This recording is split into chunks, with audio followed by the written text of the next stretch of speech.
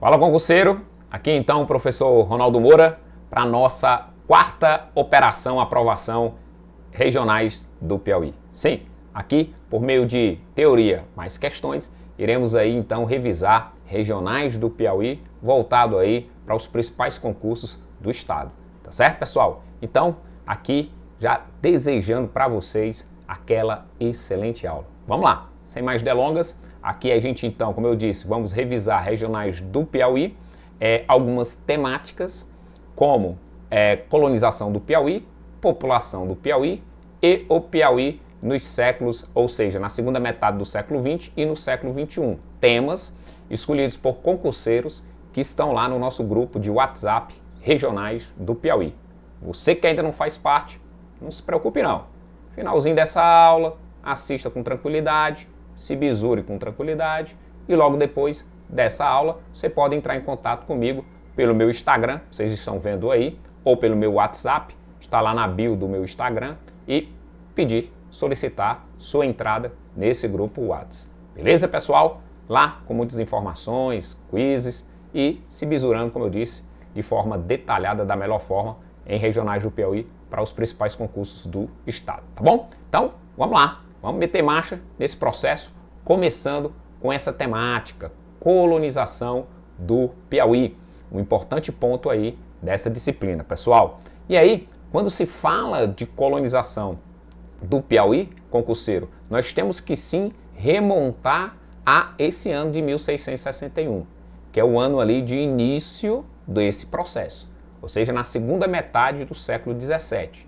Primeiro, ter a noção que essa colonização vai se proceder a partir da prática da pecuária, ok? Já abastecendo vocês de informação, graças à prática da pecuária nas terras do Piauí, nós já podemos relacionar com a questão da urbanização. Por quê? Como a principal atividade por muito tempo no Piauí foi a pecuária, pessoal, principalmente extensiva, não se necessitava de muita mão de obra para cuidar do gado, para vender o couro do gado, para vender a carne, não se precisava de tanta gente.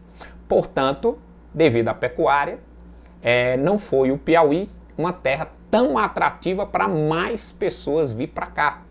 Por isso que a gente tem, nos tempos atuais, um território imenso, terceiro maior estado do Nordeste, 11º maior estado do Brasil, mais uma baixa densidade demográfica, tá certo?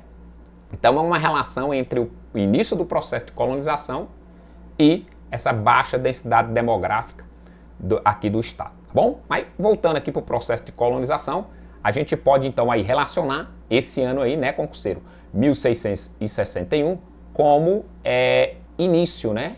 O início do processo de colonização, como nós dissemos, ele relacionado aqui à prática da pecuária, tá certo?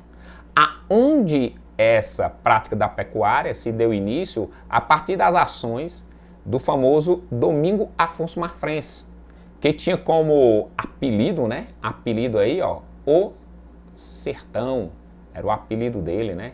Mais conhecido como o Sertão, por desbravar, sim, essas terras aí do interior do Nordeste, tá bom? Então, ele que tinha algumas fazendas às margens do Rio São Francisco, onde hoje é ali Petrolina, Juazeiro, com a intenção de expulsar indígenas que constantemente atacavam suas fazendas ali naquela região, ele então desbravou o interior, chegando ali na região do Vale do Canindé e vendo que existiam muitas terras férteis, planas, para se ocupar. Então, em 1661, como você pode ver, sim, ele vai vir para as atuais terras do Piauí e dá início à ocupação por meio de fazendas. Então, sim, a atividade aqui, pessoal, essa atividade aqui pecuária, instalação de fazendas por parte de Domingo Afonso Mafrense, é que dá início à colonização. Não confundir Domingo Afonso Mafrense com outro importante bandeirante da época, Domingo Jorge Velho, não confundir, tá certo? Em 1670, pessoal, olha aí, observa, ó, 9 anos, ali já tinha na região do Vale do Canindé, ali onde hoje é a região ali de Oeiras, Nazaré do Piauí, até chegar em Floriano. Então, naquela região ali do Vale do Canindé, pessoal, já em 1670, já existiam ali cerca de 30 fazendas, tá certo?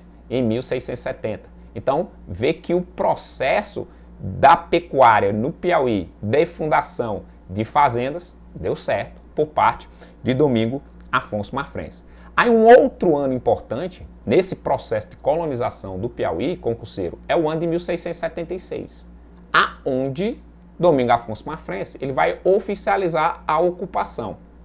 Essas terras inicialmente do Piauí pertenciam à capitania do Pernambuco, e aí então o Domingo Afonso Marfrence vai solicitar ao Conde de Assumar, olha o nome aqui, ó, o título, né?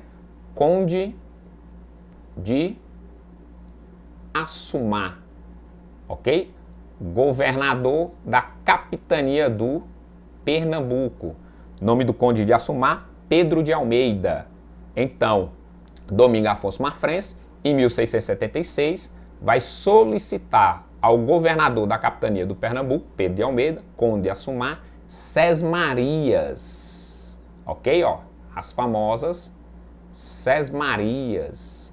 Ou seja, sesmarias eram lotes de terras em que um governador de uma capitania poderia doar para um sesmeiro, um colonizador, com intenção de intensificar a exploração do interior do Brasil, no caso aqui, interior da capitania do Pernambuco. E foram cedidas pelo Conde de Assumar essas terras que viriam a ser o futuro Piauí. Tá certo, pessoal? E aí vem o ano de 1696, um outro ano importante, concurseiro. Por quê?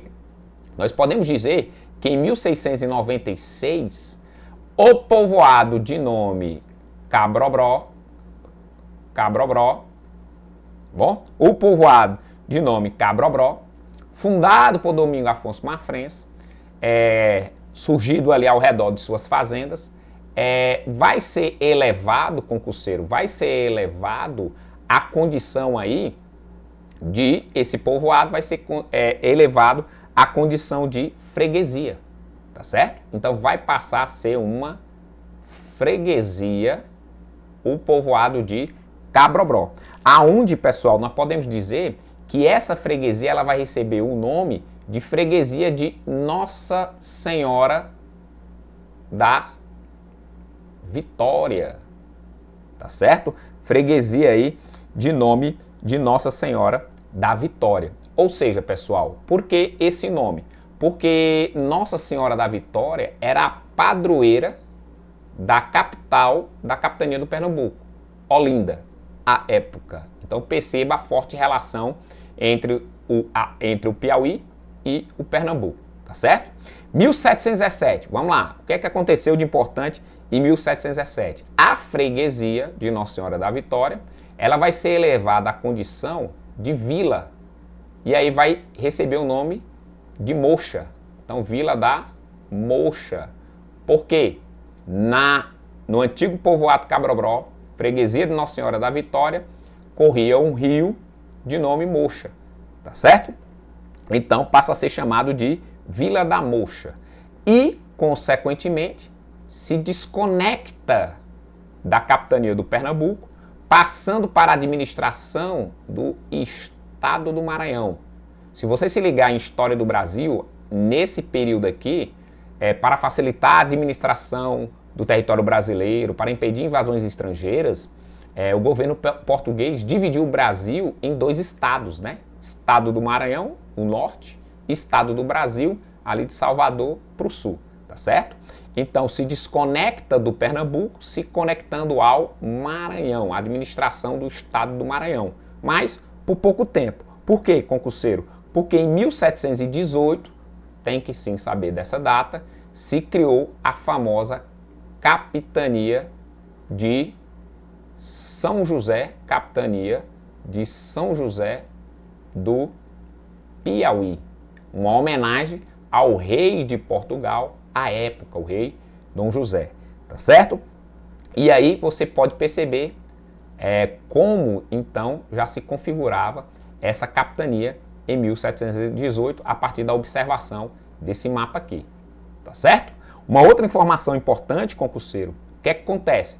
É que da criação para a efetiva instalação, olha quanto tempo levou, 40 anos, não é do dia para a noite não, tá certo? Então aqui é quando acontece a efetiva instalação, certo? Da capitania de São José do Piauí, e em 1759 é quando chega o primeiro governador da capitania de São José do Piauí, tá certo? O governador de nome João Pereira Caldas. João Pereira Caldas, primeiro administrador, digamos assim, oficial das atuais terras do Piauí, tá certo?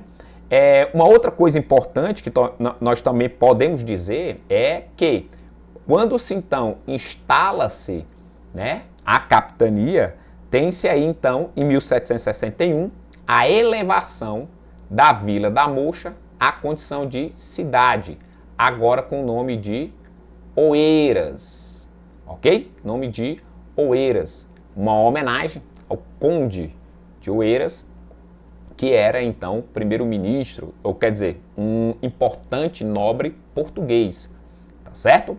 Então o nome de Oeiras, e aí então nós podemos dizer que vai se ter a capitania com uma cidade, aqui no caso uma cidade, e no mesmo ano em que surge Oeiras como cidade, algumas freguesias são elevadas à condição de vilas. No caso, aqui vão surgir 5 vilas na mesma época que surge Oeiras como cidade. Então nasce o Piauí, a capitania do Piauí, com uma cidade, a capital Oeiras e 5 vilas. A vila da Parnaíba, a vila de Marvão, hoje Castelo do Piauí, a vila de Jerumenha, a vila de Campo Maior e a vila de Parnaguá. Essas foram então as 5 vilas então instaladas à época, concurseiro. Beleza? Então aí informações importantes sobre esse período de colonização desde o seu princípio até a constituição da capitania, da capital e das primeiras vilas, tá certo? Passando aqui ainda sobre colonização, concurseiro, do Piauí, eu queria chamar a atenção para a presença dos jesuítas no Piauí. Sim, os jesuítas no Piauí vão se fazer presente no período colonial. Nós podemos dizer, concurseiro, que a presença, olha aqui, colocar bem grande aqui, desculpa aí as letras, o importante é a informação, sempre digo isso. Os jesuítas no Piauí, eles vão se fazer presente de 1711, ok? 1711 até 1759, tá certo?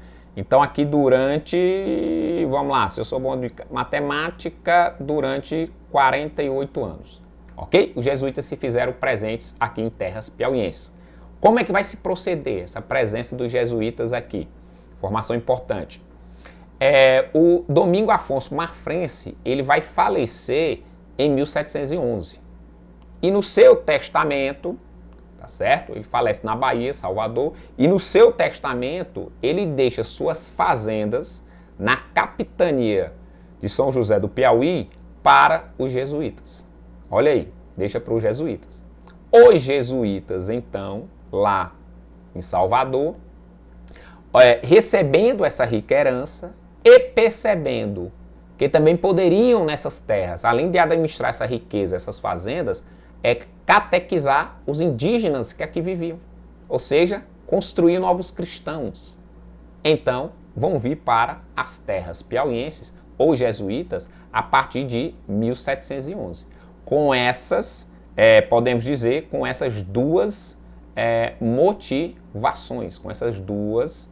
motivações, tá certo? A primeira motivação, lógico, é absorver, assumir a herança de Domingo Afonso Marfrense, cerca aí de 30 ou mais fazendas. Alguns dizem 30 fazendas, alguns dizem 40, entre 30 e 70 fazendas. Não tem um número exato, mas é por aí, 30, 70 fazendas.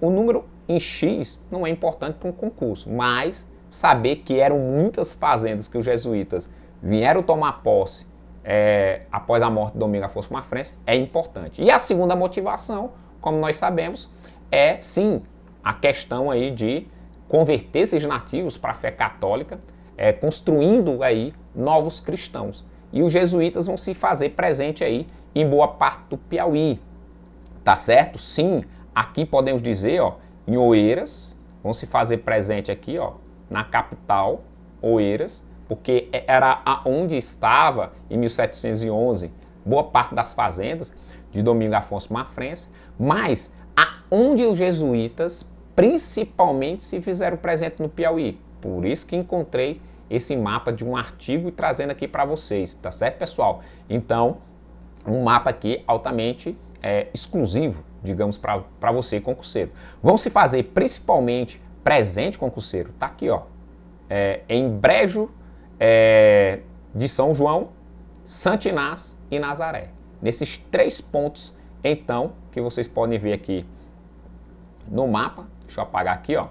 Esses 3 pontos que vocês podem ver aqui, ó, no mapa, é aonde principalmente vão se fazer presente os jesuítas. Em Nazaré, tá certo, ó, em Santo Inácio, tá certo, aqui, ó. Podemos colocar em Nazaré, em Santo Inácio e em Brejo de São João, certo? E desses 3 pontos, principalmente aqui, ó, em Brejo de São João. É óbvio que eles vão estar presentes também aqui em Oeiras, mas principalmente aí nesses 3 pontos. E aqui eu queria mostrar para vocês como é que esses jesuítas na prática ocupavam e como era o seu trabalho. Eles, concurseiro, eles fundaram, né, residências. Nesse artigo, eu atestei, confirmei a informação que essas residências também podiam ser chamadas de colégios. Então aqui vocês podem ver que era onde os jesuítas residiam, de fato, tá certo? A residência, e aqui do lado a igreja, que também poderia ser chamado de colégio, tá certo? Poderia ser chamado aí de colégio. Ou seja, era na igreja onde os jesuítas convertiam esses nativos para a fé católica, como também mantinham o catolicismo dos colonizadores, dos filhos dos colonizadores, de suas esposas, ok? Dos afros, que se faziam presente também em terras piauienses. Então, nós podemos dizer que a relação entre jesuítas, ok? Ó, a relação entre jesuítas e indígenas, a relação entre jesuítas e indígenas, sim, foi uma relação pacífica entre eles. Mas a relação entre colonizador, tá certo? Opa, apagar aqui, ó. A relação entre colonizador e indígena. Opa, essa daí não foi uma relação pacífica. Houve a presença constante de violências. Ou seja, nós podemos dizer que os jesuítas, que a relação entre colonos e jesuítas, essas relações se fizeram serem marcadas por violência por meio de guerras, tá certo? Por meio de guerras, principalmente essas violências por meio de guerras, ok? Essas guerras, nós podemos dizer que principalmente guerras de prezamento, ou seja, quando o colono entrava no interior das terras piauienses para pegar esse indígena, para escravizá-lo nas fazendas de gado, guerras territoriais, quando os colonos expulsavam os indígenas de suas terras, tá certo? Nós podemos dizer que também as guerras, além das guerras territoriais, as guerras de prezamento, guerras aí também relacionado aí, pessoal, à questão além de territorial, né, que eu falei, além de prezamento, a guerra aí também por disputas, tá certo? Contra a escravização do indígena. Porque sim, os indígenas vão ser escravizados em algumas fazendas aqui nas atuais terras do Piauí e óbvio que para fugir tinha esses conflitos, tá certo? Então, a marca da relação entre colonizadores e indígenas foi uma marca de violência por meio de guerras, ou de prezamento, ou para fuga do indígena, ou territorial, tá certo? Outra coisa importante para falar para vocês é que, como o indígena conhecia muito bem o território e o colonizador e o seu vaqueiro nem tanto, então era muito comum as fugas dos indígenas para o interior, cada vez mais para o interior. Então nós podemos dizer que ao longo da história do período colonial, a presença dos indígenas nas fazendas ela vai ser menor do que a presença dos africanos. Então aqui já é uma outra afirmação que a gente pode fazer. Indígenas, a presença vai ser menor do que a presença de escravos africanos. Tá certo, pessoal? Tem essa informação aí para vocês. Uma outra coisa importante aqui que eu posso dizer para vocês em relação a isso aqui, ó. Pronto, encontrei. Pronto, bem assim, ó. Bem aqui, em 1697. Em 1697, em quantos por cento de fazendas os indígenas se faziam presente? Cerca de 24%. Então, em 1/4 das fazendas do Piauí, existiam indígenas trabalhando lá como escravos. Portanto, nós podemos dizer que no restante, né, ou seja, nos outros 76% das fazendas, a mão de obra predominante era do africano. Outro dado importante, bastante exclusivo para vocês, é que já no ano de 1762, ainda no período colonial, essa presença nas fazendas era de 13,9%. Ok? Então, em 13,9%, em 14% das fazendas no Piauí tinha indígenas como mão de obra. Então, predominando a mão de obra africana. Então, nós nunca podemos dizer que nas fazendas piauienses a mão de obra predominante era indígena. Não, africana. Ok? Mas sim, teve mão de obra indígena sendo aplicada nessas fazendas. Professor, e por que essa mão de obra não foi maior dos indígenas nessas fazendas? Porque eles eram, entre aspas, protegidos pelos jesuítas. Como nós sabemos, nessas residências, colégios, nós podemos dizer que os jesuítas, entre aspas, protegiam os indígenas porque queriam eles sendo convertidos para a fé católica. Então, na visão do indígena, o que seria menos pior? Trabalhar como escravo numa fazenda de gado para um colonizador ou, de forma pacífica, ser convertido para a fé católica, sofrendo um processo de aculturação. Então, infelizmente, para o indígena, tinha que ter essa escolha, entre aspas, menos pior. Tá certo? E aí, a gente parte aí, pessoal, para questões aqui. Vamos lá. Depois dessa teoria sobre importantes informações da colonização do Piauí, a gente parte para questões que, como vocês podem ver, altamente inédita e exclusiva somente para você, concurseiro. Vamos lá. A Capitania de São José do Piauí, ou Capitania do Piauí, foi uma capitania portuguesa no Brasil colonial, criada em 1718, desmembrando-se da Capitania do Maranhão. Sua capital era a cidade de Oeiras. O primeiro governador só tomaria posse 40 anos depois, em 1759. O nome da Capitania de São José do Piauí deve-se a uma homenagem ao período do reinado do monarca, como nós falamos lá, o rei português Dom José I, que mantinha suas reais fazendas no território. A respeito de importantes aspectos do processo de colonização, está correto. Vamos lá. Letra A. O processo de colonização se dá a partir da atividade pecuária. Isso aqui, até aqui, tá ok. Onde está realizado sob iniciativa de Domingo Afonso Mafrense. Perfeito, meu brother. Só que como na FGV tem questões com casca de banana, temos que ler até o ponto final a alternativa para a gente, então, ter a certeza. Aí, ó, que solicitou Sesmarias para confirmar sua ocupação às terras piauienses ao governador da capitania do Maranhão, como tem aqui, ó, no texto, em 1676. E aí, concurseiro, certo ou errado? Errado, concurseiro, né?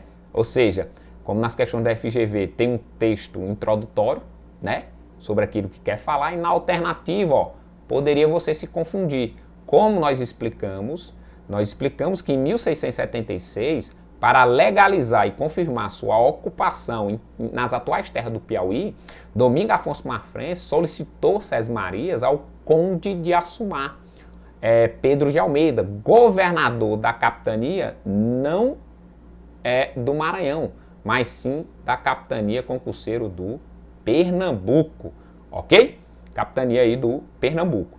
Letra B, a atividade pecuária intensiva, ou seja, intensa pelo Piauí, a atividade pecuária intensa pelo Piauí servia na exploração da carne e do couro, esses bastante comercializados internamente pela capitania, assim uma atividade lucrativa. Pessoal, aonde é que está o erro dessa alternativa? Está aqui, nessa questão de dizer que eram bastante comercializados essa carne, esse couro, internamente, ou seja, na capitania. Não, na capitania a prioridade era criar o gado para o corte e serventia do couro e da carne.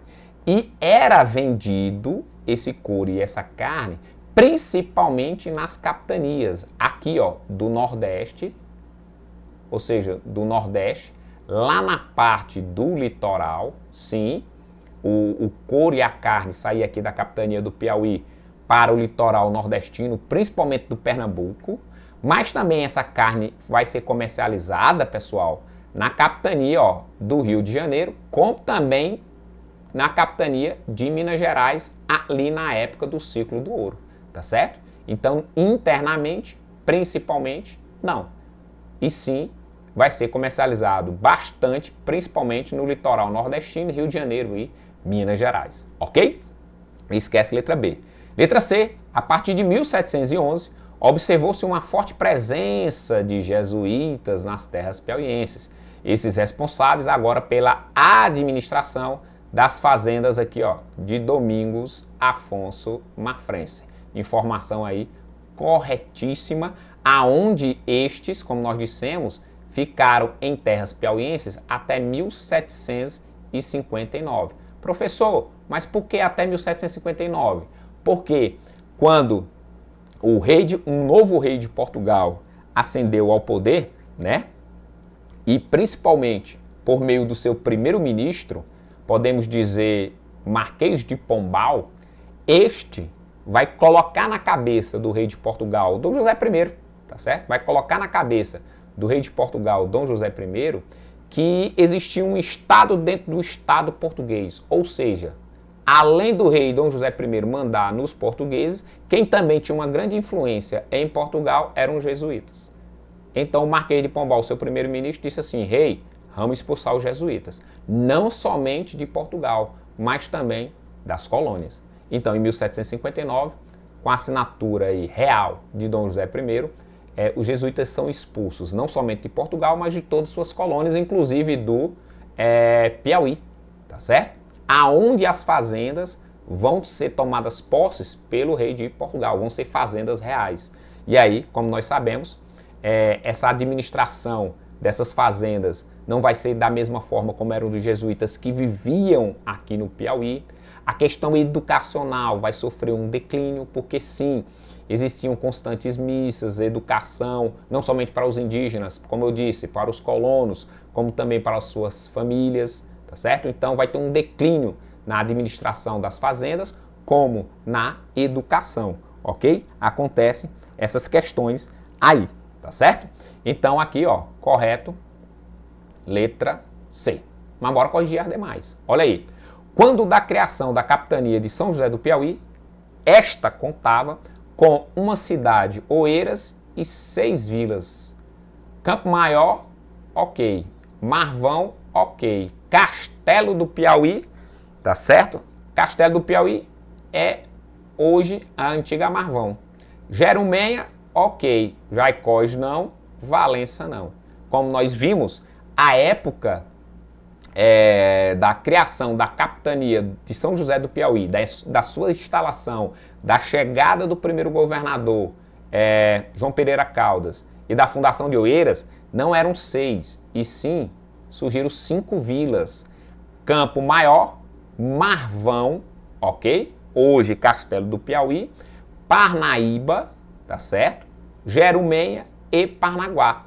Então aqui faltou Parnaíba e faltou aqui Parnaguá, em homenagem a um influente conde, tá certo? Piauiense, beleza? Então esquece a letra D por conta disso. Letra E, antes da chegada dos portugueses em terras atuais do Piauí, era pouca a presença de indígenas na região. Isso devido à baixa fertilidade das terras, secas drásticas e altas temperaturas. Só vai pegar aí essa questão, ó, do pouca. Podemos dizer que atualmente é pouca a presença dos indígenas. Atualmente, a partir de dados do IBGE de 2022, 0,22% dos indígenas do Brasil estão presentes no Piauí, tá certo? Então, uma porcentagem muito pouca. Hoje sim, mas naquela época, concurseiro, naquela época não. Naquela época se faziam presente no Piauí cerca de 17 etnias indígenas, aqui organizadas em cerca de 150 tribos indígenas, principalmente dos Tremembés e dos Tabajaras. Então, eram muitas tribos e etnias que se faziam aqui presente, tá certo? Então, primeira questão aí, correta, letra C, belezinha? Vamos lá. Segunda questão, como a FGV gosta de cobrar, ó, com alternativas, no século XVII, nobres portugueses empobrecidos, padres jesuítas e escravos negros se estabeleceram no Piauí. A primeira pecuária em grande escala também chegou com esses colonos. A criação de gado foi, portanto, a primeira atividade do Estado e, durante muito tempo, a única atividade econômica. Sobre a colonização e a atividade econômica, a época, tá certo? A época analisa as afirmativas a seguir. 1. A atividade pecuária no Piauí entrou em declínio a partir do século XVIII, quando houve a transferência da criação de gado para a plantação de cana-de-açúcar em terras piauienses. Não. Nós podemos dizer, pessoal, que o declínio vai ser principalmente final do século XVIII, digamos, início do século XIX, quando, sim, há ali, na segunda metade do século XVIII, durante o século XVIII, o ciclo do ouro, ali em Minas Gerais, aonde uma carne que vai ser mais consumida na região mineradora vai vir do sul, do Rio Grande do Sul, o charque, né? Consequentemente, de melhor qualidade do que a carne vinda do Piauí, ganhando assim um mercado ali na região mineradora, no Rio de Janeiro, aí hoje na região sudeste. E aí então a pecuária no Piauí entra em declínio. E aí só no século XIX é que vai vir inicialmente um novo ciclo, substituindo da pecuária no Piauí o ciclo aí do algodão. O ciclo primeiro aqui do algodão. Sim, no século XIX, podemos dizer que os Estados Unidos vão entrar em guerra, uma guerra civil, Estados do Norte contra Estados do Sul, deixam de abastecer as indústrias inglesas com algodão para a produção de tecido, e aí a Inglaterra passa a importar algodão do Brasil. E nesse cenário, quem ganha destaque na produção e exportação é o Piauí. Ainda no século XIX, século XX, um outro produto que vai ganhar destaque na produção e exportação do Piauí é a maniçoba. Maniçoba, ok? Aonde se extraía o líquido para a produção de borracha. Então aqui não tem nada a ver com cana-de-açúcar, que se destacou e ainda se destaca, principalmente seu plantio, colheita, no litoral nordestino, tá bom? Então esquece um. 2. No Piauí, os primeiros contatos entre brancos e gentis foram pacíficos. Meu Deus do céu, aqui já de cara pode cortar, tá certo? Não teve nada de pacífico. Foram contatos violentos, principalmente por meio de guerras, guerras de extermínio, guerras territoriais, guerras de prezamento, guerra de redução, como nós falamos. Então, esquece isso aqui, tá bom? 3. No século 17, 1697, pode-se afirmar que, na maioria das fazendas, a mão de obra era constituída por escravos africanos. Em poucas fazendas existiam mão de obra indígena. Isso aqui, então, a gente pode dizer que está correto o 3. Portanto, aqui, correto o concurseiro, letra E. Belezinha? Letra E. Correto. Fechou? Vamos lá. Passando aqui, tema 2, escolhido aí pelos concurseiros, questões ambientais. Tá certo? Do Piauí, no Piauí. Primeiro, de forma geral, dizendo que um dos temas geralmente cobrado em regionais do Piauí, em questão ambiental, é a questão do desmatamento e degradação. E quando se fala de desmatamento, pelo segundo ano seguido, tanto em 23 quanto em 24, o Cerrado concurseiro, o Cerrado está sendo mais desmatado, ou foi mais desmatado, do que a Amazônia. Historicamente era a Amazônia, o bioma mais desmatado. Mas em 23 e 24 passou a ser o Cerrado. Então, atualmente, o Cerrado, ok? O Cerrado mais desmatado do que a Amazônia. E aonde está, concurseiro, boa parte desse desmatamento aqui do Cerrado? Está na região conhecida como Matopiba, tá certo? Maranhão, Tocantins, Piauí e Bahia, como vocês podem ver aqui, na região do Matopiba. E aqui você vê o desmatamento intenso, o desmatamento intenso no Piauí, tá certo? Outra informação importante que podemos passar para vocês, concurseiro, aqui, é essa questão aqui, desmatamento no Piauí, uma matéria aí, jornalística recente, de maio de 2025. Então, desmatamento no Piauí avança e 4 municípios do estado lideram aumento na perda de vegetação nativa em 2024, tá certo? Ou seja, concurseiro, nós podemos dizer que em 2024, só voltar um pouquinho aqui, concurseiro, só voltar um pouquinho aqui, que eu estava aqui olhando essa informação, certo?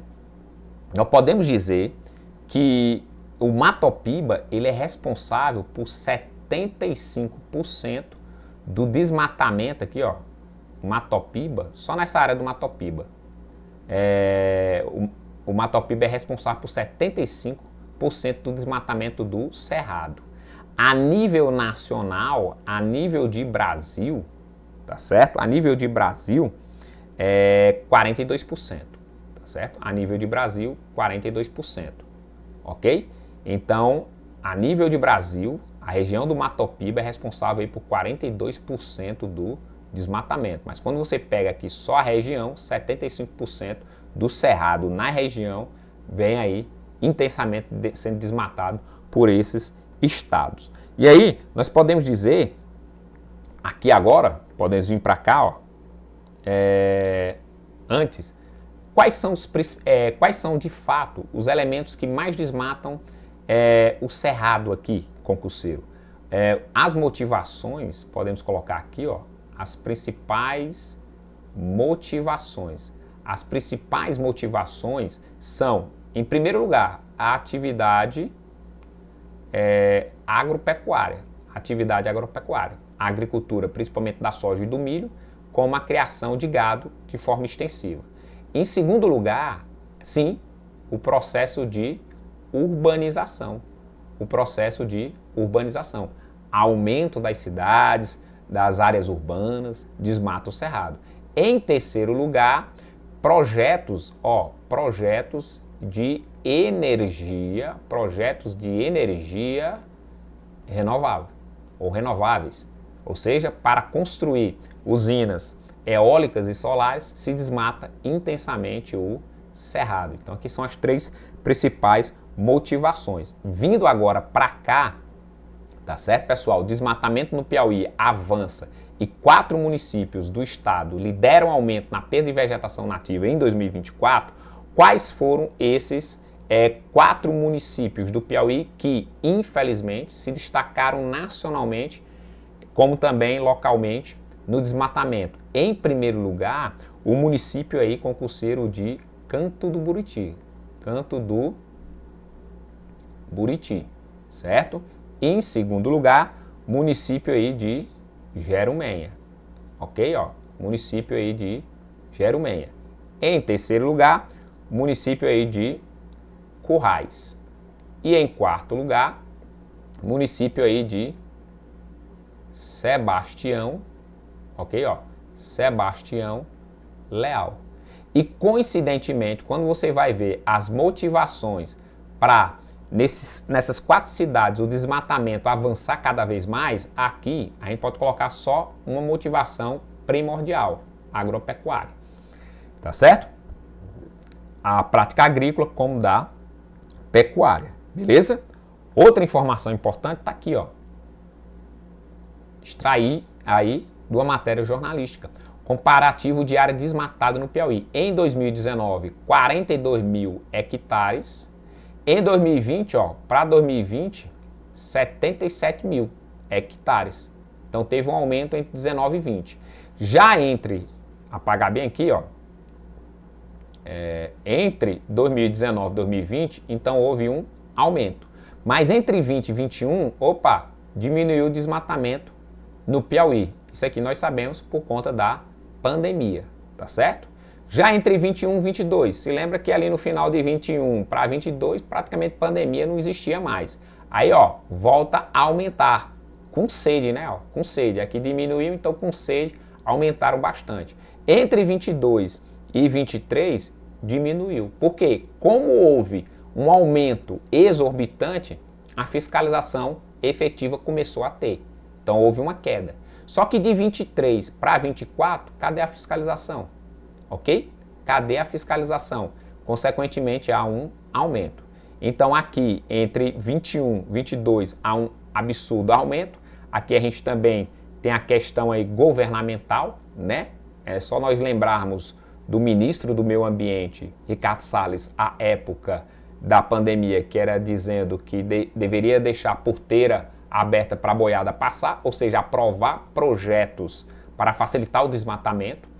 E aí, então, aqui, ó, você vê o desmatamento absurdo entre 21 e 22. E uma queda entre 22 e 23, tá certo?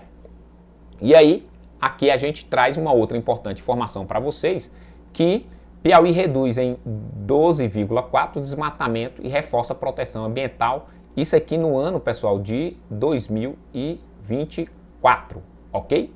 Mas só que o que acontece? Por que eu quis trazer isso, pessoal? Porque entre 23 e 24, o Piauí possuiu as 2 cidades que mais desmataram a Mata Atlântica a nível nacional. Primeiro, você está curioso, oxe, tem Mata Atlântica no Piauí? Isso, existe uma vegetação típica de Mata Atlântica em território piauiense. E sim, em 2023, 2 municípios ficaram na posição 1º e 2º entre os demais municípios a nível nacional que mais desmataram a Mata Atlântica. Os municípios aí que nós podemos dizer, né, de Manuel Emídio e Alvorada do Gurgueia, tá certo? Aqui um outro ponto, quando se fala de questão ambiental, né, de questões ambientais, é que sim, no Piauí, concurseiro, há unidades de conservação federais, estaduais, federal, estadual e municipais, tá certo? Aqui estão, então, as principais unidades de conservação federal, né? Nascente do Rio Parnaíba, lá na famosa Chapada das Mangabeiras, tá certo? Serra da Capivara, Serra das Confusões, vamos falar um pouquinho mais sobre a Serra das Confusões, 7 cidades, olha aí, Floresta Nacional, né? Palmares, Estação Ecológica, Uruçuiuna, reservas extrativistas. Aqui vocês então veem as famosas APAs, né? As famosas áreas de proteção ambiental, né? E reserva biológica, ok? E aqui é só para falar sobre esse Parque Nacional Serra das Confusões, que você pode ver que ele é o maior do Piauí, tá certo? Então, o Parque Nacional Serra das Confusões, ok, ó, ele sim é o maior do Piauí. Um outro dado importante, pessoal, é que ele é uma gigantesca área de preservação desse bioma aqui, ó, Caatinga, ok? Caatinga. Gravem isso, ok? Outro dado importante são as unidades de conservação estadual, ok? As unidades de conservação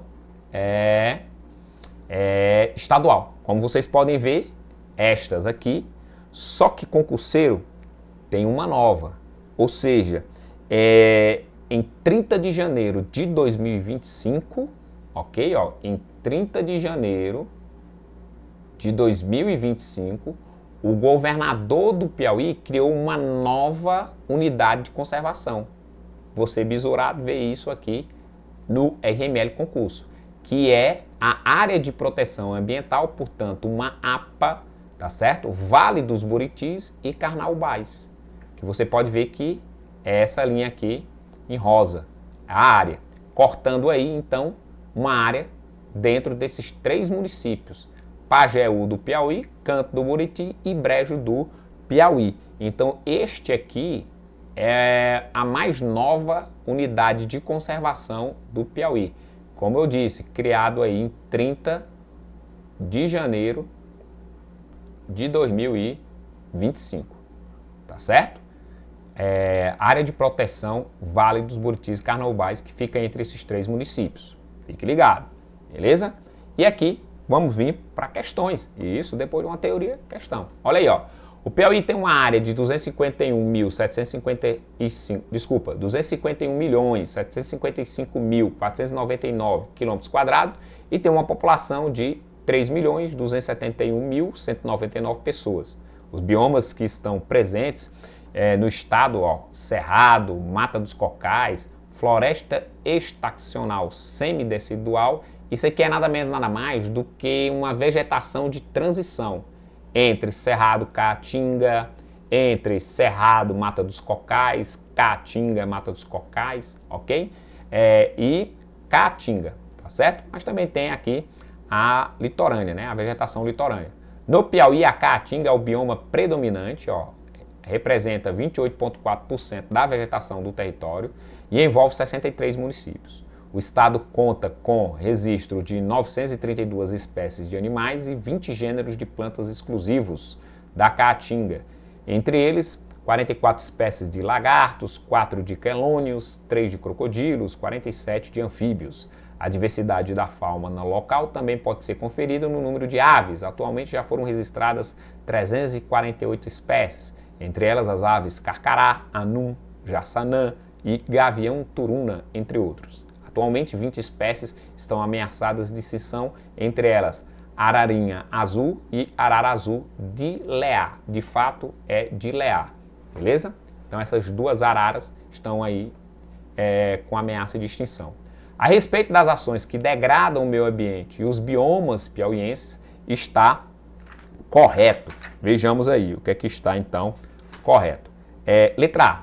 Os cerrados, outro bioma ameaçado de forma agressiva no estado, nos anos 80, quase nada se efetivou junto ao cerrado. E hoje, principalmente desmatado para uma prática de uma pecuária intensiva. Então é aqui, ó, que a gente vai dizer que vai estar errado. No Piauí, a principal prática é de uma pecuária extensiva, tá certo? De uma pecuária extensiva. Vou escrever isso aqui melhor. Ok, concurseiro? Então, não é uma pecuária intensiva. Pecuária intensiva é aquela que envolve muita tecnologia para abater esse gado, para rapidamente comercializá-lo. Já é extensiva, em uma área maior, em latifúndio, consequentemente não envolve tanta tecnologia e essa criação não necessariamente tem muita pressa para abater o gado e comercializá-lo, tá certo? Então aqui a prática ela é extensiva e não intensiva, beleza? Letra B, o Piauí liderou o ranking de desmatamento da Mata Atlântica no Brasil em 2023, está correto, com um aumento de 2.098% em relação a 2022, corretíssimo. Destaca para os municípios, Baixa Grande do Ribeiro e Uruçuí.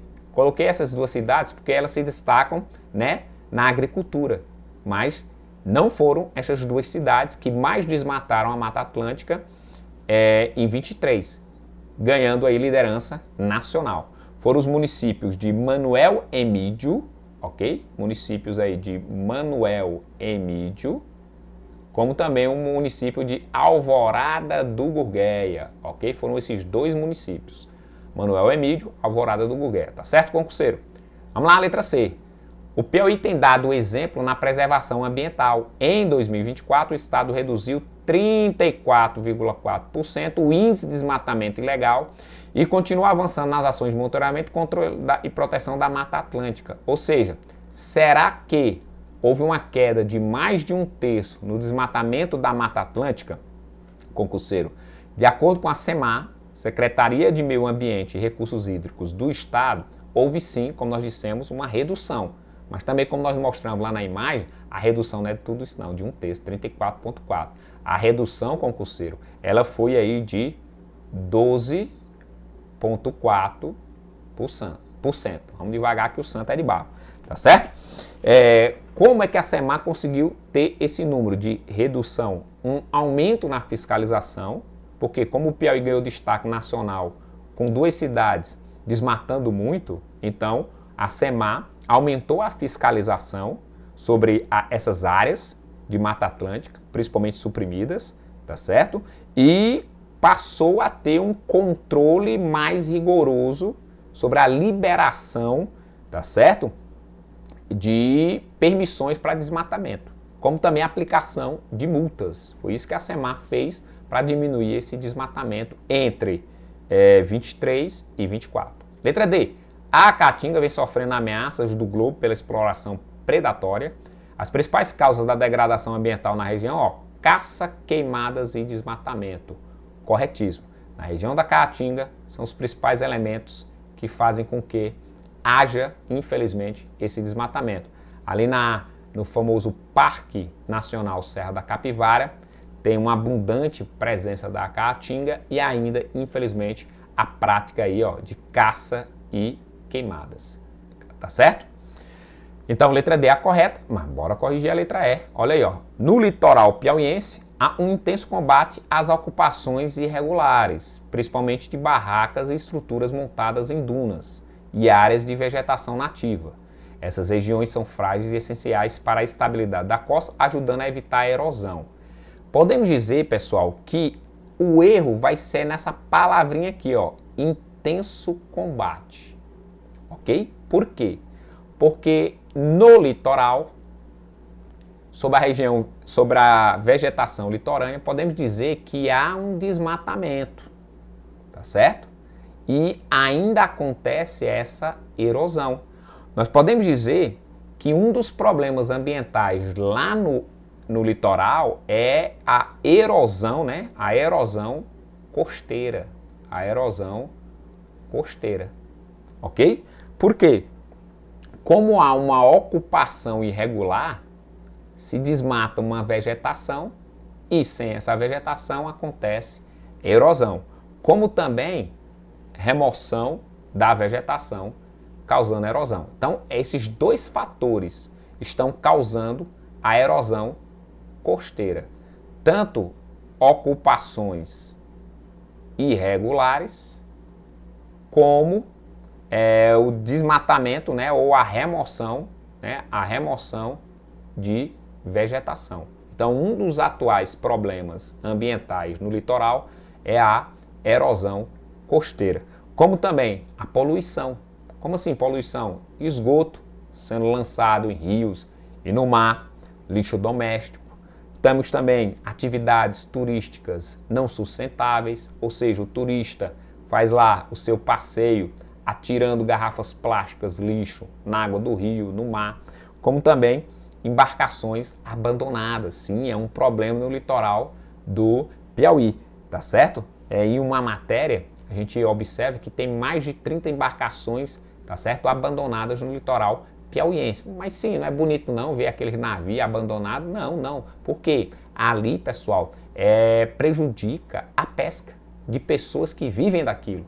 Então, o principal problema dessas embarcações abandonadas é prejudicar a pesca, como também há uma poluição ambiental, como também visual, tá bom? Então, letra D ali é a correta. E a quarta questão, olha aí, ó, mais uma, tá certo? De autoria inédita.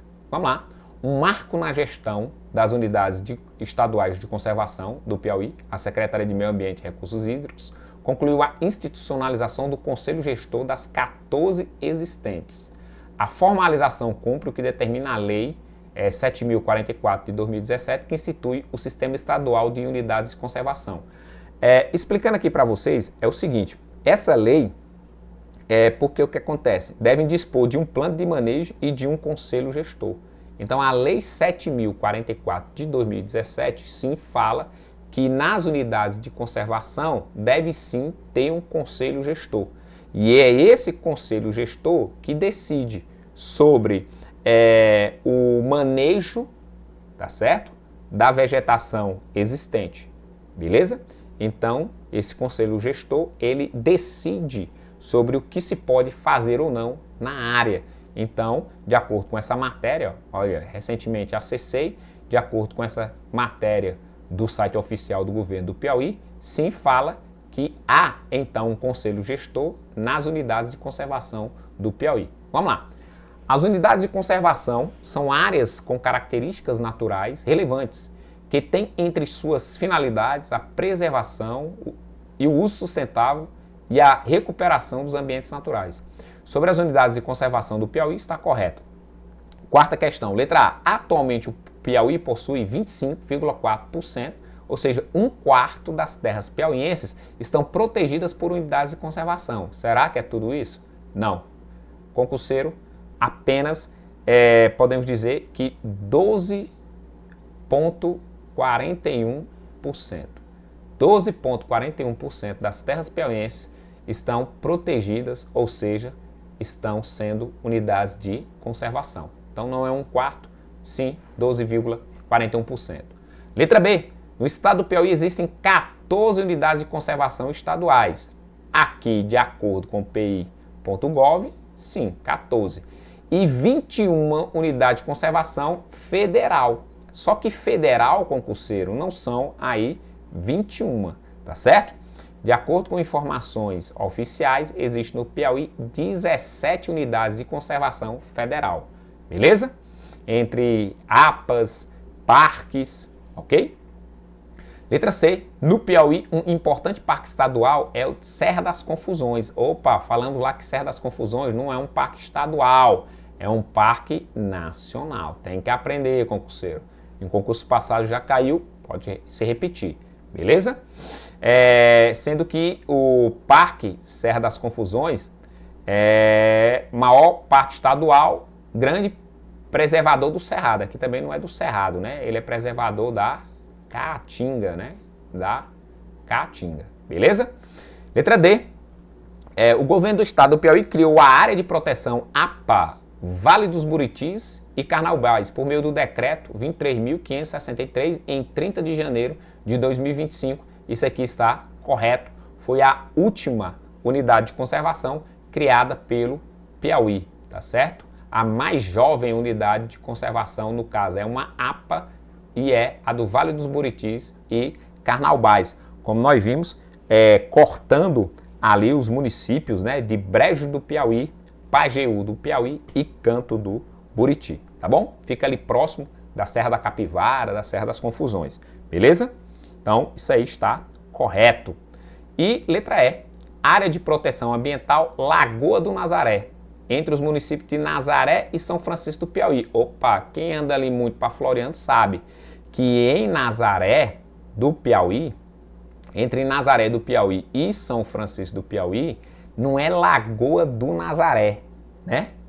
Quer dizer, tem lá, mas só que o que está acontecendo? Está dizendo que é a maior lagoa do estado. Ou seja, concurseiro, a maior lagoa do estado não é a Lagoa do Nazaré. Sim, Lagoa do Nazaré é uma importante lagoa entre essas duas cidades, mas a maior lagoa do estado, como sabemos, é a Lagoa de Parnaguá, ok? Parnaguá, que quando cheia, tá certo? Ela atinge uma área de 72 quilômetros quadrados, quando cheia, para você ver o tamanho. Sendo que a Lagoa de Parnaguá, além de ser a maior do Piauí, ela é a maior lagoa natural do Brasil. Natural, ok? Quando fala de artificial que o homem construiu, é a de Sobradinho, ali entre o Pernambuco e a Bahia. Tá certo? Ok? Essa lagoa de Parnaguá, ela é abastecida pelo rio Paraim, que é um rio permanente, e podemos dizer que sobre a lagoa de Parnaguá há sim uma preservação.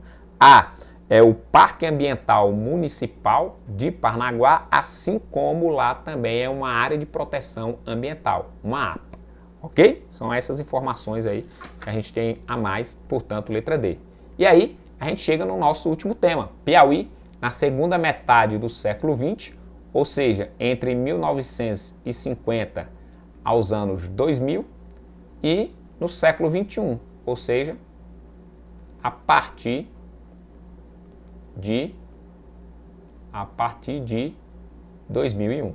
E aí, a gente começa com essa informação, quando se trata aí de Piauí na segunda metade do século XX, século XXI. Primeiro, essa questão histórica de como o Piauí esteve durante a ditadura civil-militar instalada no Brasil.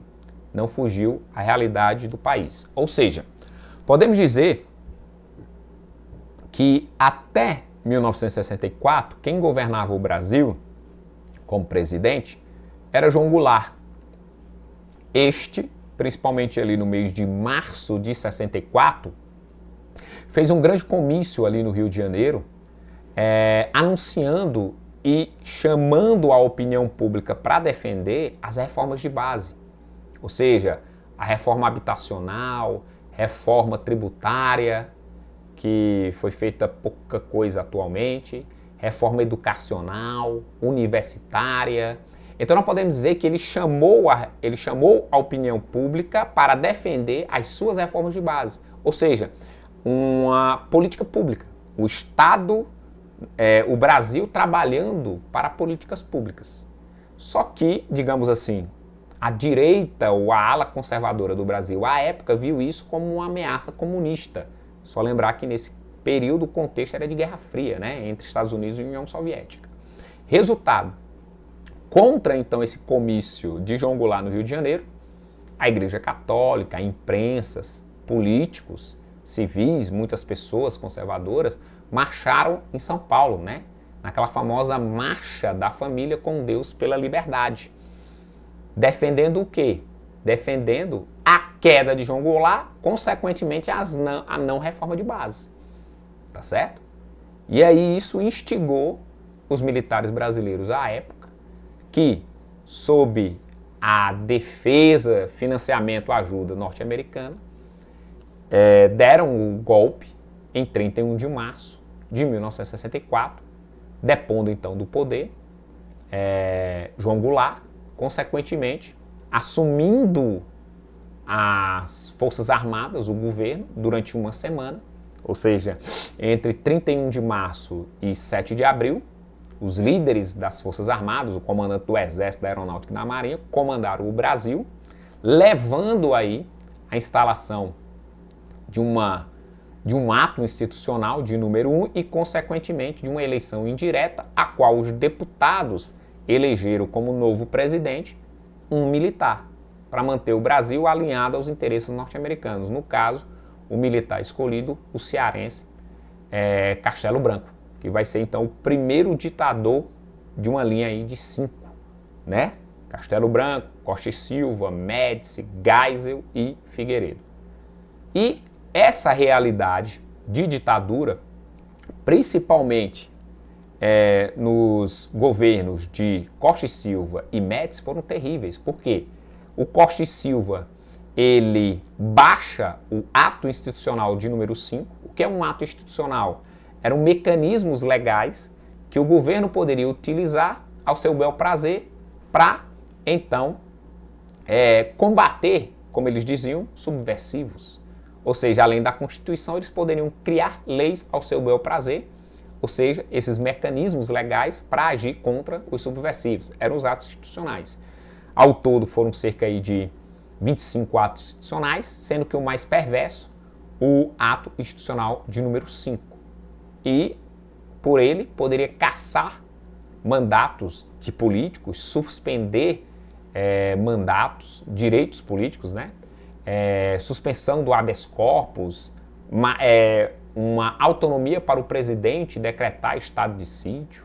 Então, coisas terríveis intensamente passaram a acontecer no Brasil a partir do AI-5, principalmente. E no Piauí, a ditadura chegou. Chegou. Tanto é que em 1º de abril de 2025 vem essa lembrança, 61 anos do golpe militar. Conheça piauienses mortos, né? Conheça piauienses mortos, perseguidos, caçados. E, infelizmente, durante a ditadura civil-militar no Brasil, nós tivemos aí dois piauienses mortos. Infelizmente, 2 piauienses mortos. Vários perseguidos e presos e vários políticos piauienses, tanto a nível estadual quanto a nível federal, caçados. Os 2 piauienses mortos, um dos piauienses mortos, o Antônio de Pádua, né? O Antônio de Pádua. O Antônio de Pádua, que vai ser um estudante que logo vai se envolver com o Partido Comunista Brasileiro. Vai ser um dos piauienses mortos pela ditadura. Daqui a pouco a gente fala mais. Um outro piauiense morto, tá certo? Pela ditadura, o Antônio também, mas Antônio Veloso, ok? Antônio Veloso, um lavrador.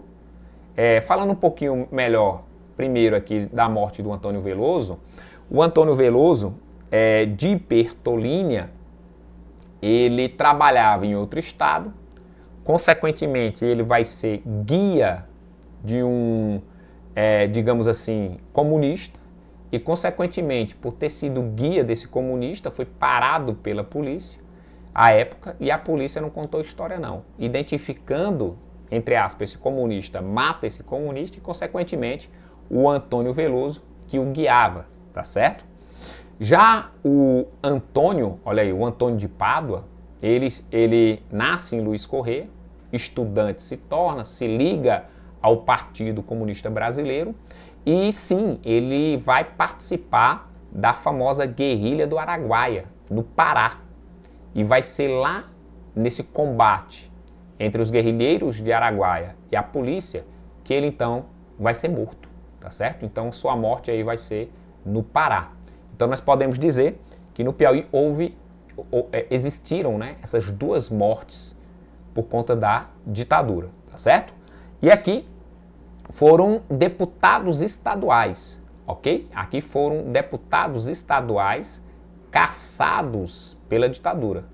Um outro dado importante é que todos eles, recentemente, se não me engano, em 2016, tiveram de volta os seus mandatos, simbolicamente, né? Então, na época da ditadura, perderam seus mandatos, recentemente, simbolicamente, a Assembleia Legislativa do Piauí devolveu esses mandatos. Em memória, tinha 3 deputados que já tinham morrido, mas em memória receberam de volta os seus mandatos. Podemos dizer, só um instante aqui, podemos dizer que a cassação mais famosa, pessoal, vai ser a cassação do deputado federal, né, do Piauí, podemos dizer aqui, Chagas Rodrigues. Esse cara aqui, ó. Chagas Rodrigues. Ok? Por quê? A mais importante. Porque ele já tinha sido governador do Piauí. Ele já tinha sido governador do Piauí. Quando, professor? Ele já tinha sido governador do Piauí entre 1959 e 1962. Aí o que acontece? Logo depois ele vai se eleger deputado, tá certo? E em 1969, pelo AI-5, que dava plenos poderes à Câmara como ao presidente caçar mandato, suspender direitos políticos, ele vai perder então os seus direitos políticos de deputado federal em 69. Foi um dos mais importantes políticos piauienses que perderam então o seu mandato, porque ele já tinha sido antes governador, era deputado e perdeu o mandato, tá bom? E aí, vamos para a questão aqui sobre esse contexto de ditadura civil-militar no Piauí. Olha aí, ó, a matéria, de novo, eu a trago aqui. A respeito do Piauí, de piauienses durante a ditadura civil-militar, está incorreto. Isso, a FGV também gosta de alternativas incorretas para saber se você tem total conhecimento sobre o assunto, ó. Incorreto. Beleza? Vamos lá. Letra A. Antônio de Pádua foi um dos piauienses assassinados durante a ditadura civil-militar. Esteve em um tiroteio com militares em janeiro de 74. Sim, correto. Ele vai ser um dos guerrilheiros do Araguaia, lá no Pará, e vai ser um dos mortos. Ok? Então isso aqui está correto, mas nós queremos a incorreta. B. Mandatos de políticos democraticamente eleitos pelo voto popular foram cassados, como aconteceu com o vereador de Teresina, Jesualdo Cavalcante, preso no 25BC. Isso aqui também está correto, pessoal. É muito detalhista, mas eu quis trazer eu elaborei essa alternativa para dizer o seguinte: quando o golpe no Piauí ele foi dado, tá certo? O governador do Piauí era o Petrônio Portela. Em 64, o governador era o Petrônio Portela. Inicialmente ficou contra o golpe civil-militar, defendendo a permanência na presidência de João Goulart, mas quando viu que era um caminho sem volta a instalação da ditadura civil-militar, aí ele passou a apoiar. E, consequentemente, os militares que vão sair às ruas, principalmente de Teresina, perseguindo e prendendo os subversivos, vão ser os militares do 25BC. Então a cadeia do 25BC, batalhão de caçadores, ali próximo, do lado, né, da Avenida Miguel Rocha, ficou cheia, tá certo? Então foram esses militares do 25BC, um batalhão de infantaria, responsáveis por essas prisões de subversivos comunistas opositores à ditadura civil-militar no Piauí, em Teresina. Então isso aqui tá certo. Letra C. No Piauí não foi diferente. No dia seguinte já começou caça às bruxas, perseguiu os opositores à ditadura civil-militar, os comunistas, com várias pessoas sendo perseguidas e presas. Destaca-se que no Piauí estava como governador Lindolfo Monteiro. Acabamos de falar que o governador do Piauí à época não era o Lindolfo Monteiro, e sim o Petrônio, ok? O Petrônio Portela, ok? Era o governador do Piauí à época da instalação da ditadura civil-militar. Então, resposta incorreta, letra C. Beleza? E aí, letra D e E estão corretas, mas vamos lê-las para conhecer um pouco mais, né? Partido Comunista Brasileiro, na capital do estado, foi devassado pela polícia e alguns de seus militantes foram presos. Olha aí, os comunistas piauienses teresinenses presos lá no 25BC. José Esperidião Fernandes, Honorato Gomes Martins e José Pereira de Souza, ou seja, Zé Ceará, correto? No campo educacional, o programa de alfabetização de adultos inspirados no método Paulo Freire, que estava sendo desenvolvido no bairro Matinha, em Teresina, foi interrompido sob a alegação de incentivar a subversão. Como nós sabemos, pessoal, o método de Paulo Freire até hoje é criticado por quem é, aqui no Brasil, de direita, de extrema direita, ala conservadora. Por quê? Porque o método Paulo Freire é um método de alfabetização de jovens e adultos, principalmente de adultos, consequentemente com o intuito de torná-los sujeitos críticos, tá certo? E será que a ditadura civil-militar à época queria sujeitos críticos? É lógico que não, tá certo? Então, sim, esse método do Paulo Freire foi combatido no Piauí, na capital Teresina, mas também em todo o Brasil. Então, incorreta letra C. E aí, vindo aqui para mais informações, né, sobre Piauí agora no século XXI, né, Piauí no século XXI, é isso aqui, ó, uma notícia aí que pode sim ser cobrada aí no concurso da Polícia Civil ou da PM aqui no Piauí. Olha aí, ó, Piauí é o estado mais seguro do Nordeste, ou seja, FGV para puxar sardinha positiva para o lado do governo, né, pode elaborar uma questão sobre isso. Piauí é o estado mais seguro do Nordeste, revela Anuário Brasileiro de Segurança Pública. Segundo o levantamento, a taxa de mortes violentas no estado ficou abaixo da média nacional. E isso aí, concurseiro, está correto. Ou seja, nós podemos dizer que mortes violentas, vamos colocar só esse dado aqui, ó. Vamos colocar só esse dado aqui, ó. Mortes violentas. Mortes violentas no Piauí em 2024 foram aí de 737 casos. Em relação a 2023, uma grande queda, tá certo?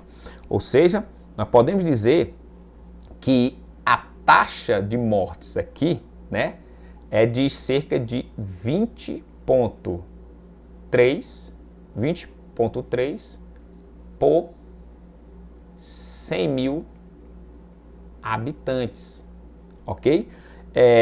Aonde, olha a taxa, de 20,3 por 100 mil habitantes.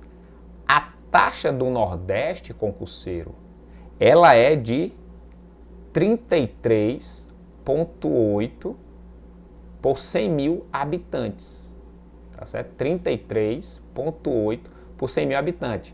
Já a taxa nacional Brasil, ela é, cara, desculpa, apagar bem aqui, a do Nordeste de 33,8. Opa! Aonde eu quero chegar é o seguinte, que entre 2023 e 2024, houve uma redução nas mortes no Piauí de 7,3%. Isso aqui no Piauí. E no Brasil, a redução ela foi de 5,4% no Brasil. Ou seja, a redução no número de mortes no Piauí foi maior do que no Brasil. Por isso que diz que a média, o Piauí teve uma taxa de mortes violentas abaixo da média nacional. No Piauí de 7,3% a redução e no Brasil de 5,4%. Ok? Tem esses dados aí, beleza? Uma outra informação que eu quero passar para vocês é essa daqui, sobre IDH. Tá certo? Falando aqui de população, digamos assim. Quando se fala de IDH, isso aqui também é um importante dado sobre o Piauí no século XXI, está se falando de Índice de Desenvolvimento Humano, aonde esse Índice de Desenvolvimento Humano ele é obtido a partir de dados do ser. Ou seja, do ser, como assim? A partir de dados da saúde, a partir de dados da educação, ok? E a partir de dados de renda, beleza? Aonde nós podemos dizer que em 2000, no ano 2000, tá certo? Ó, no ano 2000, o IDH do Piauí era de 0,480. Passando em 2020, que é o último dado que nós temos, para 0,710, ok? Então aumentou bastante. Saiu de um IDH baixo, como você pode ver, tá aqui, para um IDH alto. Por quê? Porque dados na saúde, na educação e na renda do Piauí melhoraram. Tipo, dados da saúde. Um dos dados é a expectativa de vida. A expectativa de vida do piauiense, atualmente, ela é de 76,96. a expectativa de vida do piauiense é de 76,96 anos, ou seja, 77 anos. Então o piauiense está vivendo mais. Então um dado que faz com que o IDH do Piauí se eleve, tá bom? Um dado do Piauí se eleve. Já na educação, índice de matrículas, índice de matrícula em crescimento e índices de evasão escolar em queda. Faz com que o IDH aumente, tá certo? E nós podemos dizer, um outro dado importante é a renda média mensal do piauiense, que está em torno aí de R$ 1.350, ok? É uma renda, digamos assim, ainda não é ideal, mas que aumentou em relação a anos anteriores. Então, dados de renda no Piauí aumentaram, de educação, questão principalmente de matrículas aumentaram, e a expectativa de vida aumentaram. Por isso que o IDH ao longo desses 20 anos no Piauí aumentou, tá certo? E é um índice alto, hoje, podemos dizer. Tá certo? Vamos vir para cá. Ó, um outro dado importante que eu quis trazer para vocês aqui, dado aí do Piauí no século XXI, de população, é que em 1970, a maior parte da população do Piauí, ela vivia no campo, ó. E quando é que esse jogo vira? Ó, em 91. Então, a nível de Piauí, a população urbana passa a ser maior em 1991. O IBGE detectou isso em 91. Hoje, a taxa de urbanização no Piauí é de 69,40. Mas olha a taxa de pessoas que vivem na zona rural, 30,60. Ou seja, podemos dizer que literalmente 1/3 dos piauienses ainda vivem na zona rural. Como nós temos mais de 3 milhões de habitantes, então nós temos quase 1 milhão de piauienses ainda vivendo na zona rural. Então aqui faz com que o Piauí, né, ele tenha percentualmente, tá certo? A maior população rural do Brasil, percentualmente, porque em números absolutos está na Bahia, beleza? Então são essas informações aí que eu quis trazer para vocês.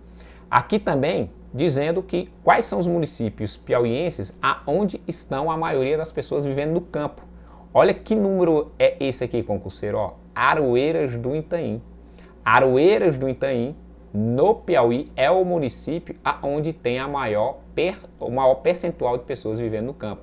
Ou seja, digamos assim, quase 87% dos moradores de Aroeiras do Itaim vivem na zona rural, né? Ainda, ok? Um altíssimo número, beleza? Em segundo vem Paquetá, em terceiro Jurema, né? Jurema, beleza? E agora sim, vamos vir aqui para a questão. Olha aí, ó. O Piauí é o estado mais seguro do Nordeste, revela Anuário Brasileiro de Segurança Pública, revelado em 24 de julho de 2025, a respeito de aspectos sociais, está correto. O levantamento do Anuário de Segurança Pública mostrou que a taxa de mortes violentas no Piauí ficou abaixo da média nacional em 2024. Ou seja, como nós dissemos, a taxa do Piauí, ela foi de 7,3%. Ou seja, entre 23 e 24 houve uma queda na redução de mortes violentas de 7,3%. Já no Brasil, a redução, a taxa, foi de 5,4%. Então, sim, a redução percentual no Piauí foi maior do que a nacional. Então, aqui a resposta correta já é a letra A, mas bora corrigir as demais. Temos todo o tempo do mundo. O IDH no Piauí teve um crescimento de 0,480, baixo, para 0,682, médio. Opa, não. Entre 2000 e 2020 foi de 480 para 0,710, tá certo? Aqui, ó, 0,710. Mudando de um IDH baixo para um IDH alto, ok? Então, não médio, ok? IDH alto, beleza? O Piauí possui a maior proporção de população vivendo na zona rural, Tá correto. Entre todos os estados brasileiros, com 18% dos piauienses morando. Não, 18% não, cara. É 30,6% para ser mais exato. Ou seja, quase 1 milhão de piauienses vivendo ainda na zona rural, destacando-se aí o município de Aroeira do Itaim com quase 87% de sua população vivendo na zona rural. Beleza? De acordo com o IBGE, o Piauí registrou a 7ª menor renda per capita do Brasil em 2024. A renda média mensal no estado ficou de R$ 1.550. Não, a renda média mensal do piauiense, mensal, como nós dissemos, ela é de R$ 1.350. Ok? R$ 1.350. Ela era de 1.342, podemos dizer. Ela era de R$ 1.342, aumentando para 1.350. Beleza? Não para 1.550. Que é renda média mensal, ou seja, é a renda em que aquele número de pessoas daquela residência, daquela casa, recebe por mês, tá certo? Tem 3 pessoas numa casa que trabalha, consequentemente, divide ali pelo número de habitantes, o que eles ganham vai dar a renda média mensal, que no Piauí, essa renda média mensal é de 1.350, ok? Letra E. A expectativa de vida ao nascer no Piauí é de 81 anos, não é de 81 anos, como nós falamos, é de 76,96 anos. Quase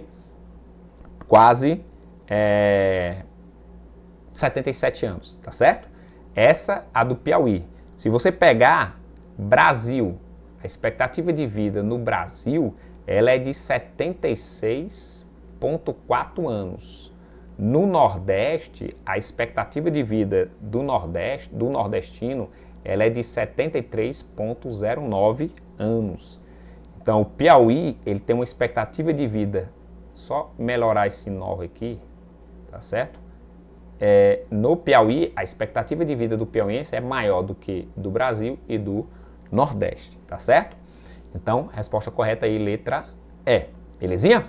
E aí, concurseiro, aqui a gente conclui, então, essa nossa 4ª operação de revisão de regionais do Piauí e dizendo para vocês, ainda não faz parte do nosso grupo de WhatsApp, me dê um toque pelo meu Instagram, pelo meu WhatsApp, lhe adiciono lá no grupo de WhatsApp, de boa, tranquilo. Quer se bisurar para os concursos públicos no estado? Adquira o nosso curso de regionais, estão aí as informações. Como também, se você não quiser o curso, aulas gravadas, resolvendo ali, como a gente resolveu questões, adquira a apostila, tá certo? Que também tem a teoria e questões que você pode resolver, tá certo? Com essas questões da apostila gabaritada e comentadas, belezinha? Então, deixo aí os meus contatos para você entrar em contato comigo, caso queira, para observações, dúvidas, sugestões e ainda mais, pera aí, deixa eu pedir, chegou a hora de pedir, né? E pedir também para você se inscrever, faça favor aí, nos fortaleça, se inscreva no nosso Instagram, mas também lá no nosso canal do YouTube. Você está assistindo essa aula aqui, dá um tempinho aí, se inscreva aí no nosso canal do YouTube, dá um like, tá certo? Ajude-nos aí a chegar pelo menos a 1.000 inscritos, 1K de inscritos aqui no YouTube. Agradeço demais a vocês, toda e qualquer dúvida, sugestão, é só entrar em contato. E como sempre, rumo à aprovação, concurseiro. Valeu, tchau, tchau. Forte abraço, concurseiro.